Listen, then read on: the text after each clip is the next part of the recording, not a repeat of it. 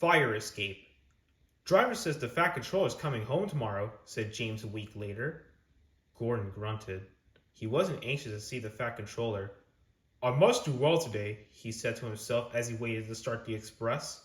A good run today might help if the Fat Controller hears about it. Things did not begin well, though. Thanks to a last-minute passengers, they were late starting, which meant that Gordon missed his path at the junction and was delayed there too. But with a clear run after that, they flashed through Edward Station, going splendidly. They were halfway up the hill when there was a clatter beneath Gordon's cab. Suddenly, he felt a blast of cold air in his middle, as if there were a gap between his boiler and cab. Ooh! He gasped. What's happened? The fireman looked at his fire. There was a gaping hole in the middle where the fire bars had collapsed, and a large part of the fire had disappeared. You've lost part of your fire, Gordon, the fireman explained. What a place to do it. Already, Gordon was feeling weaker.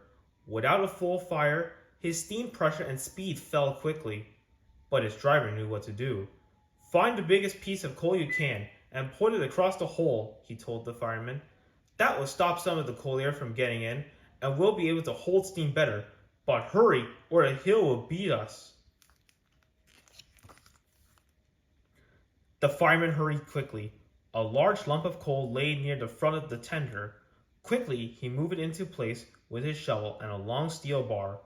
Gordon felt better at once.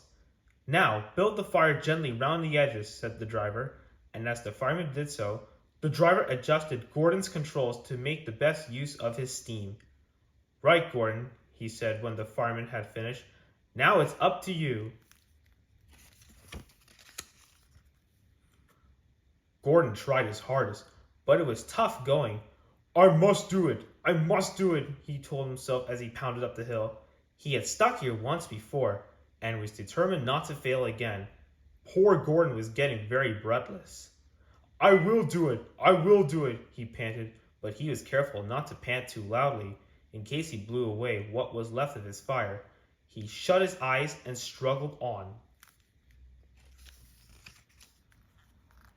At last, Gordon felt that the slope was easier to climb. Cautiously, he opened one eye. Yes, he was nearly at the top. I've done it, he gasped triumphantly. The fireman mopped his brow. That was splendid, Gordon, he said, and now you deserve a rest. The signalman turned them into a goods loop and telephoned the works for a pilot engine to be prepared. While they waited, the passengers got out and told Gordon what a useful engine he was. Boko was at the works to help, and the two engines finished the journey without further trouble. At the end of the line, the Fat Controller was waiting for them. To Gordon's surprise, he was smiling. Thank you, Boko, he said, and thank you, Gordon, for a splendid effort. I am pleased with your work today, though certain other things leave much. But just then a whistle blew, and the Fat Controller had to hurry to his carriage. Once again, poor Gordon was left in suspense.